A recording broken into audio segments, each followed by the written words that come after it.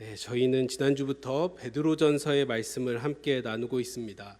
베드로전서는 고난을 겪고 있는 성도들을 위로하고 또 권면하기 위한 서신입니다.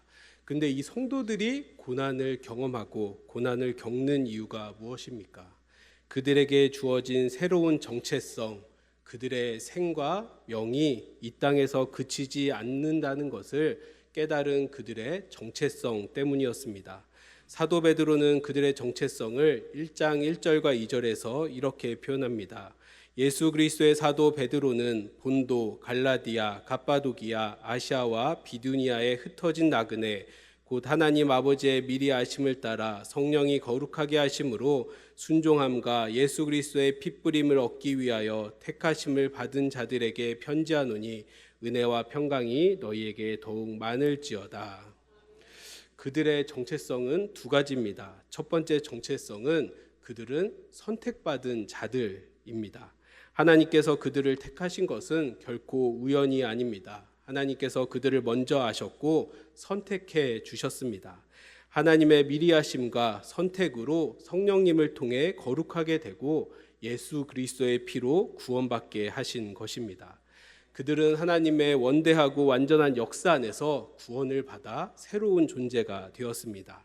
두 번째 정체성은 흩어진 나그네입니다.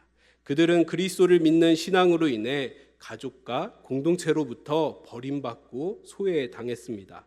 황제 숭배를 거부하고 진정한 주 그리스도는 오직 예수 그리스도라는 믿음의 고백으로 인해 핍박을 받았습니다. 세상의 시각으로 보면 그들은 어리석고 미련한 사람들이었습니다.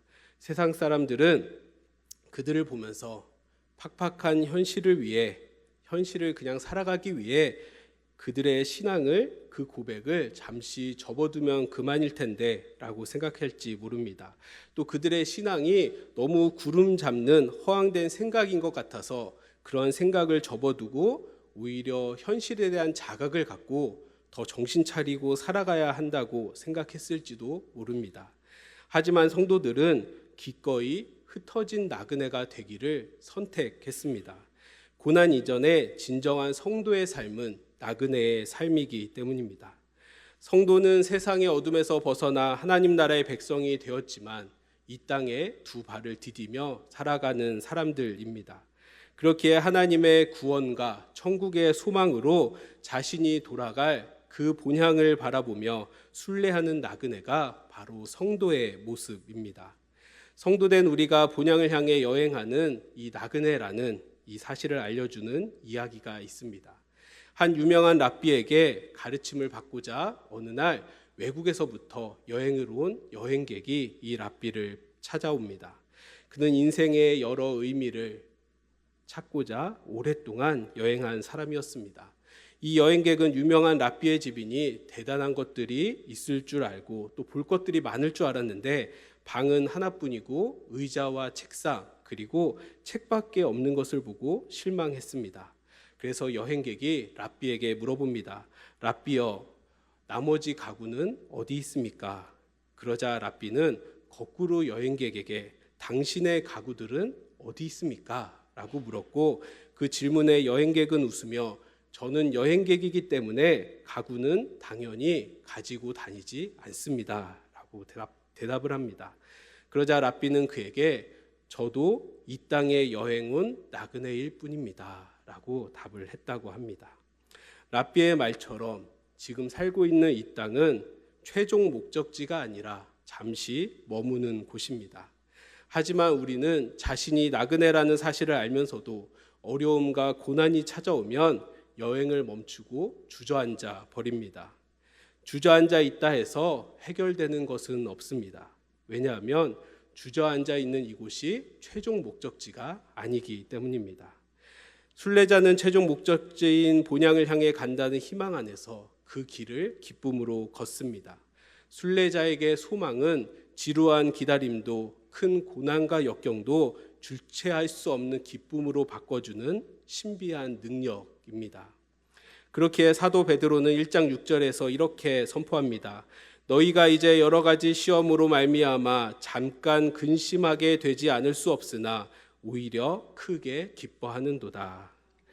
순례자는 소망의 기쁨 속에서 오늘의 고난을 참아낼 수 있습니다. 더 큰 기쁨을 바라보기에, 더 완전한 기쁨을 바라보기에 오늘의 고난과 역경도 참아낼 수 있는 것입니다. 사도 베드로는 1장의 나머지 구절에서 이러한 믿음 안에서 그리스도인들은 소망 안에서 거룩한 삶을 살아야 한다라고 권면하고, 2장에서 이제 다시 그리스도인의 정체성과 소명을 권면합니다. 오늘 본문인 9절과 10절은 우리가 어떤 존재로 또 무엇을 위해 부르심을 받았는지 4가지 모습으로 비유하고 있습니다. 9절을 함께 읽겠습니다. 그러나 너희는 택하신 족속이요 왕같은 제사장들이요 거룩한 나라요 그의 소유가 된 백성이니 이는 너희를 어두운 데서 불러내어 그의 기이한 빛에 들어가게 하신 이의 아름다운 덕을 선포하게 하려 하심이라. 아멘. 4가지가 무엇이죠? 택하신 족속이요 왕같은 제사장이요 거룩한 나라요 하나님의 소유된 백성입니다. 예수를 구주로 믿는 우리는 택하신 족속이 되었습니다. 하나님께서 택하셨다라는 것은 하나님께서 베푸신 전적인 은혜를 말합니다. 하나님께서 믿음의 조상 아브라함을 부르실 때 어떻게 부르셨습니까? 그냥 부르셨습니다. 아브라함이 어떤 조건에 맞았거나 아니면 노아처럼 그가 의인이고 하나님과 동행하는 사람이어서 그를 택했다라는 기록이 성경에는 없습니다. 창세기 12장 1절을 보면은 아브라함이 성경에 등장하자마자 하나님은 아브라함을 부르셨고 고향과 친척과 아버지의 집을 떠나 내가 너에게 보여줄 땅으로 가라라고 말씀하셨습니다. 그리고 내가 너를 큰 민족을 이루고 너의 이름을 창대하게 하여 복의 근원이 되게 할 것이다 라는 약속을 주셨습니다. 우리는 하나님께서 왜 아브라함을 믿음의 조상으로 선택하셨고 이스라엘을 자신의 민족으로 선택하셨는지 그 뜻을 다 알 수 없습니다. 하지만 하나님은 아십니다. 중요한 것은 하나님께서 믿음의 조상으로 아브라함을 선택하셨고 자신의 민족으로 이스라엘을 선택했다는 사실입니다. 하나님은 자신의 의지로 그들을 선택하셨고 자신의 모든 것을 쏟아부어 사랑해 주셨습니다. 우리는 구약 성경을 통해 선택받은 민족이 받은 축복을 확인할 수 있습니다. 구약에서 그려지는 이스라엘 민족은 어떤 민족입니까?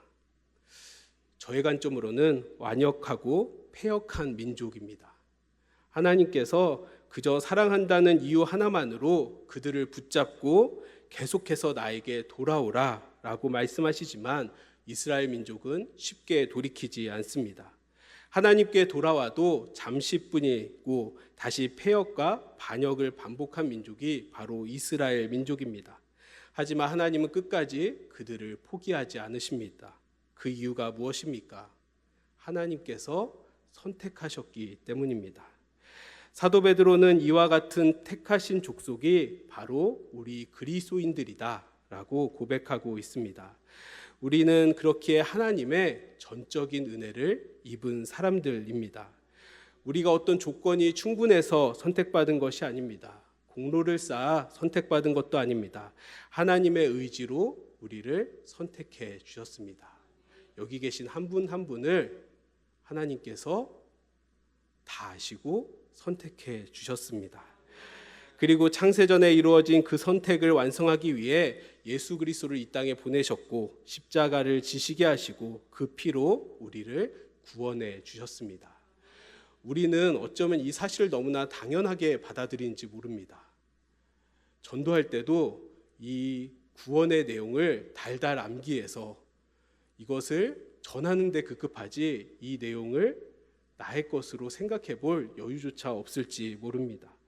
하지만 이것은 당연하게 여겨서 되는 것이 아닌 놀라운 사건입니다.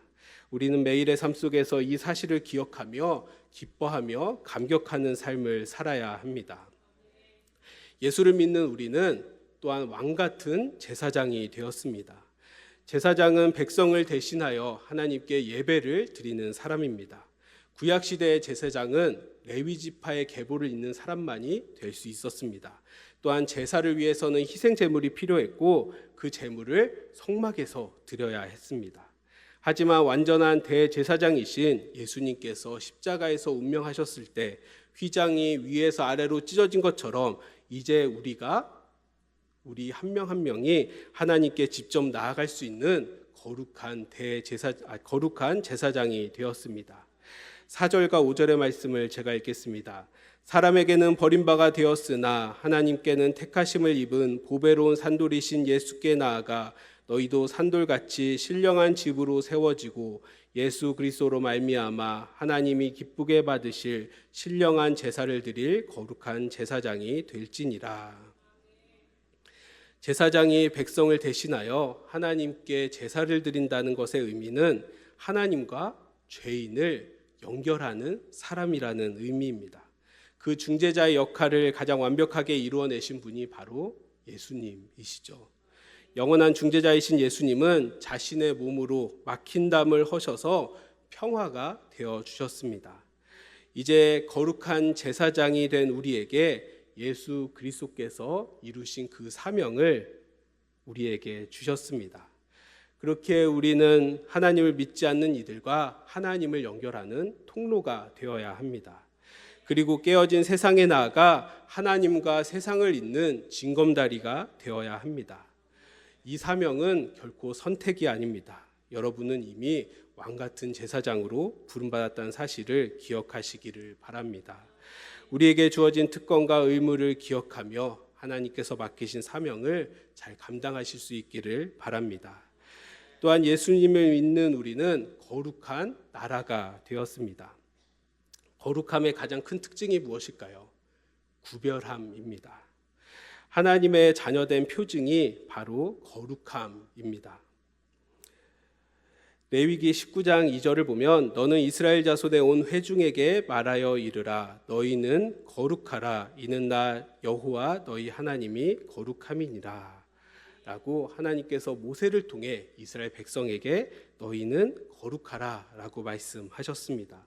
다음 절부터 하나님은 그들이 거룩해지기 위해 거룩을 유지하기 위해 지켜야 할 규정들에 대해서 말씀하십니다. 그들이 하나님의 말씀을 따르며 살아갈 때 그들은 이방 나라들과 다를 수밖에 없었습니다. 하나님의 말씀을 온전히 따르기에 세상과 구별되는 것, 그것이 바로 거룩함입니다. 거룩한 나라는 하나님의 법과 하나님의 가치관으로 살아가는 나라입니다. 구약시대의 이스라엘 민족은 다른 민족과 다른 이방 나라와 다를 것이 없었습니다. 다른 나라들과 같은 형태를 갖추고 있었지만 다른 것이 있다면 이스라엘의 실제적인 왕은 하나님이셨다는 것이 다른 점이었습니다. 이스라엘은 하나님으로 인해 이방 나라들과 구별되었습니다. 거룩한 나라가 된 우리 또한 이 세상을 살아가지만 하나님으로 인해 구별된 존재들입니다. 우리의 시민권은 하늘에 있다는 사도 바울의 고백처럼 우리의 진정한 정체성은 이 땅이 아니라 하나님께 있음을 기억하시기를 바랍니다. 하나님의 통치를 받으며 세상 사람들과 구별된 법과 가치관으로 우리는 거룩한 삶을 살아내야 합니다. 자, 하나님을 믿는 우리가 택하신 족속이 되었고 왕같은 제사장이 되었다고 했고 거룩한 나라가 되었다고 했습니다. 마지막에 무엇이었죠? 네, 여러분들이 생각한 그게 맞습니다. 네, 하나님의 소유된 백성이 되었습니다. 그의 소유된 백성이라는 표현은 이 소유라는 단어에서 하나님의 애정이 드러납니다. 말라기 3장 17절과 18절을 제가 읽겠습니다. 만군의 여호와가 이르노라 나는 내가 정한 날에 그들을 나의 특별한 소유로 삼을 것이요 또 사람이 자기를 섬기는 아들을 아낀같이 내가 그들을 아끼리니 그때 너희가 돌아와서 의인과 악인을 분별하고 하나님을 섬기는 자와 섬기지 아니하는 자를 분별하리라. 여기서 말하는 소유, 이 히브리어 단어가 세굴라입니다. 이 세굴라의 뜻에는 특별한 보물이라는 뜻이 있습니다. 하나님의 소유가 된 우리는 하나님의 특별한 보물들입니다. 예수님의 천국 비유 중에 좋은 진주를 구하는 상인의 비유가 있습니다. 다들 아시죠? 이 상인이 좋은 진주를 찾다가 정말 값진 진주를 발견합니다. 상인이 어떻게 하죠? 자신의 모든 것을 팔아 그 진주를 구입한다는 내용입니다. 어떤 물건의 가치는 그것을 주고 산 값을 보면 알 수 있습니다. 상인이 전 재산을 팔아 진주를 구입하는 것처럼 하나님은 자신의 전부이신 예수 그리스도를 내어주시기까지 우리를 구원해 주셨고 우리를 사랑해 주십니다. 그렇게 우리는 하나님의 특별한 보물입니다. 우리는 주님의 사랑에 비추어서 나 자신이 내 생각보다 귀한 존재라는 사실을 기억해야 합니다. 그리고 옆에 있는 지체가 또 우리 가족이 내 생각보다 소중한 존재라는 그 사실을 믿어야 합니다. 그 사실을 기억하며 나를 더 소중히 여기고 또 다른 이들을 소중히 여길 때 우리는 특별한 보물이라는 그 명칭 그대로 존귀한 삶을 살아가게 되리라 믿습니다. 이렇게 살펴본 것처럼 사도 베드로는 그리스도인의 정체성을 택하신 족속이요 거룩한 왕 같은 제사장들이요 거룩한 나라요 그의 소유가 된 백성이라고 선포했습니다. 이 네 가지 정체성으로 확인한 것처럼 우리는 우리가 생각한 것보다 좋은 사람들, 괜찮은 사람들입니다. 어떻게 나쁘게 감히 그런 말을 할 수 있을까 싶지만 나의 자신감이 아니라 하나님의 은혜를 붙들기에 우리는 이런 고백을 할 수 있습니다. 우리는 전적으로 말씀에 의지하여서 자신을 좀 더 긍정적으로 바라봐야 할 필요가 있습니다. 사람의 몸값이라는 인보의 시가 있습니다. 제가 한번 낭송하겠습니다. 사람의 몸값, 금이나 은은 양으로 따지고 돼지나 소는 근으로 따진다. 사람의 몸값은 일하는 능력으로 따지는데 일금 몇 푼 받고 일하는 사람도 있고 연봉 몇 천만으로 일하는 사람도 있다. 한 푼의 동전에 고개를 숙이는 거지도 있고 몇 억의 광고료에 얼굴을 파는 배우도 있다. 그대의 몸값이 얼마나 나가는지 알고 싶은가? 그대가 만일 몇백의 돈에 움직였다면 몇백 미만이요 몇 억의 돈에도 움직이지 않았다면 몇 억 이상이다. 세상에는 동장의 자리 하나에도 급급해 하는 자가 있고 재상의 자리로도 움직일 수 없는 이도 있다. 사람의 몸값은 세상이 결정하는 것이 아니라 제 스스로 결정한다. 시인은 세상의 모든 가치가 돈으로 환연되는 매겨지는 현실을 목도합니다. 시인은 사람의 가치, 자신의 가치는 타인의 평가와 세상의 세속적인 기준으로 매겨지지 않는다고 이 시를 통해 지적하고 있습니다. 이와 같이 우리의 가치 또한 세상의 기준으로 단정 지을 수 없습니다. 연봉 얼마의 인생이라고, 집 몇 평의 또 인생이라고, 자산 얼마의 인생이라는 이 평가가 우리의 진정한 평가가 될 수 없습니다. 세상은 우리를 흩어진 나그네라고 부를지 몰라도 우리의 가치는 그것으로 그치지 않습니다. 우리의 진정한 가치는 택하신 족속이요 왕 같은 제사장들이요 거룩한 나라요 그의 소유가 된 백성입니다. 그것을 보증해 주신 분이 바로 하나님이십니다. 하나님의 보증을 믿기에 우리는 나 자신이 내 생각보다 좋은 사람이라는 사실을 믿어야 합니다. 이 시간 옆에 있는 분들에게 이렇게 축복하면 좋겠습니다. 집사님, 권사님, 이렇게 장로님, 생각보다 좋은 분들이십니다. 좋은 분입니다. 이렇게 축복하겠습니다. 네.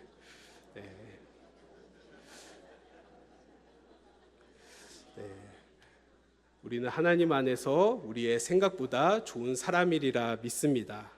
근데 문제가 뭐죠? 물론 믿음이 있는 우리는 그렇게 살기를 원하지만 믿음이 있는 우리도 여전히 인생의 작은 파고 앞에서도 쉽게 흔들리는 연약한 존재들입니다.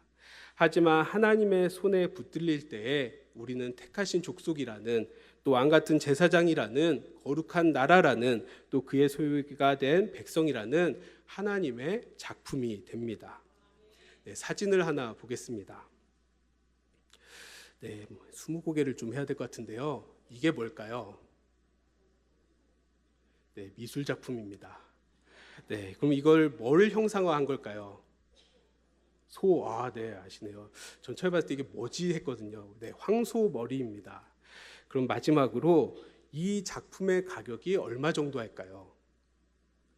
경매를 시작해 볼까요? 네. 네, 이게 1990년대 당시에 293억에 팔렸습니다. 네, 90년대 당시에 팔린 가격입니다. 근데 이렇게 생각할 수 있죠. 이게 무슨 293억이야. 그냥 자전거 핸들에 안장 붙여 놓은 것 같은데. 네, 근데 그게 맞습니다. 이거에 자전거 핸들에 안장을 붙이고 청동을 입힌 겁니다. 네.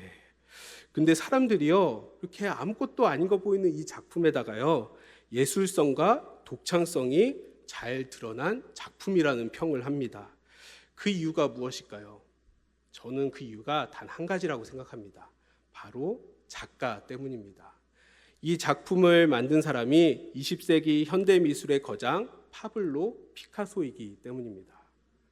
그렇죠? 여러분들도 피카소라고 하니까 다들 그럼 그럴 수 있지 이러시잖아요. 제가 만약에 자전거를 구해다가 비슷한 작품을 만든다면 비싼 가격에 구입할 분이 계신가요? 경매가 가능할까요? 근데 사실 그거를 제가 만들고도 그거를 작품이라 부를 수 있을지는 모르겠습니다. 위대한 작품의 가치는 작가가 누구인지에 따라 결정이 됩니다. 작가가 작품을 빛나게 하죠. 그런 의미에서 인생의 희노애락에 이리저리 흔들리는 우리의 인생은 사람들의 눈에는 볼품없어 보일지 모르지만 하나님의 손에 붙들린다면 소중하고 특별한 작품이 되리라 믿습니다. 하나님께서 우리를 어둠에서 불러내어 하나님의 선하심을 선포하게 하시려고 그의 놀라운 빛 가운데 우리를 인도하시기 때문입니다. 그 사실 하나만으로도 우리는 하나님의 작품입니다. 그렇게 우리의 삶을 통해 하나님의 선하심이 선포되고 하나님의 아름다운 빛이 드러난다면 그것은 우리가 하나님의 작품이기 때문입니다. 인생의 매 순간 사도 베드로를 통해 보여주신 정체성을 기억하시기 바랍니다. 내 인생의 의미를 확신하기 어려워 마음이 힘들 때마다, 인생을 살아갈 에너지가 부족하여서 고통스러울 때마다, 길을 잃어 무엇을 바라보며 살아가야 할까 고민될 때마다, 인생의 어려움과 고난이 찾아와 두려울 때마다 나는 하나님의 택하신 족속이요 왕같은 제사장이요 거룩한 나라요 그의 소유가 된 백성이라고 선포하시기 바랍니다.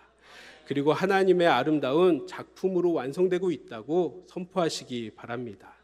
선포한 대로 이루어집니다. 아니면 어쩌면 이루어졌는지 모릅니다. 10절의 말씀처럼 너희가 백성이 아니더니 이제는 백성이 되었고 백성이 될 것이다 하지 않았습니다. 백성이 되었다라고 합니다. 그리고 또 뭐라고 하죠? 국률이 없는 자였으나 국률을 입었다라고 하죠. 하나님 말씀 안에서 이 사실들이 다 이루어진 줄 믿습니다. 이 사실을 믿고 선포하는 여러분들에게 하나님의 사랑과 위로와 권능이 삶 가운데 늘 함께 하시리라 믿습니다. 오늘 사도 베드로를 통해 주신 말씀을 마음에 새겨 하나님의 나라를 향한 복된 발걸음으로 나아가는 저와 여러분들 될 수 있기를 소망합니다. 기도하겠습니다.